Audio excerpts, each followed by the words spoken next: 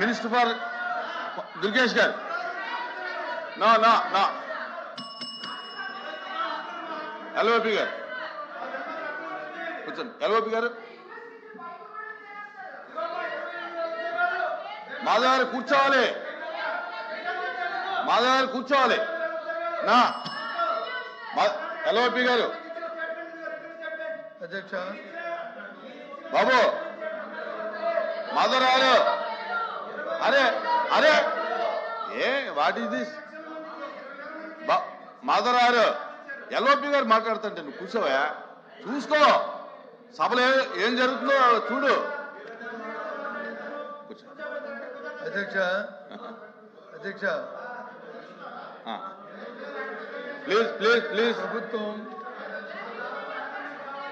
Please please అమ్మా అమ్మా అమ్మా ఓకే ప్లీజ్. ఏంటమ్మా ఏంటిది? కూర్చో ప్లీజ్ ప్లీజ్ మాధవ్ గారు కూర్చో. మాధవ్ గారు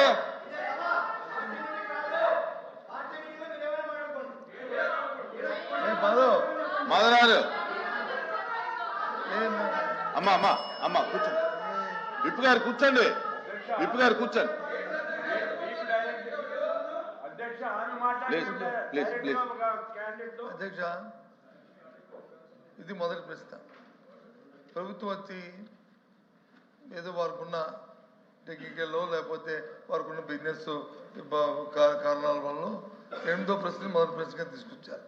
మన సాంప్రదాయం ప్రకారం మొదటి ప్రశ్నకి సభ్యుడు ఎవరైతే చేశారో వాళ్ళు, సెకండ్ సెక్రటరీ వాళ్ళందరూ అడిగిన తర్వాత అప్పుడు మీరు తీస్తారు.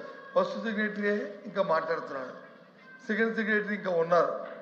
వారు ఇద్దరు అయిన తర్వాత దాన్ని అప్పుడు చెప్పారండి.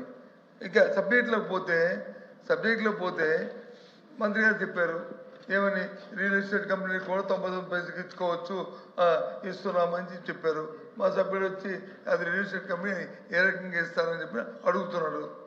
దానికి వచ్చి మరి మీరు సెకండ్ క్వశ్చన్కి వెళ్ళిపోతే అది ధర్మం కాదు కదా అధ్యక్ష. ఇప్పుడు క్వశ్చన్ కి రిలేటెడ్ గా అడగాలి తప్ప మొత్తం పరిశ్రమలు రాష్ట్రంలో జరుగుతున్నటువంటి వ్యవస్థ గురించి మాట్లాడితే అది కరెక్ట్ కాదు కదా. నేను వ్యవస్థ గురించి మాట్లాడే రిలేటెడే.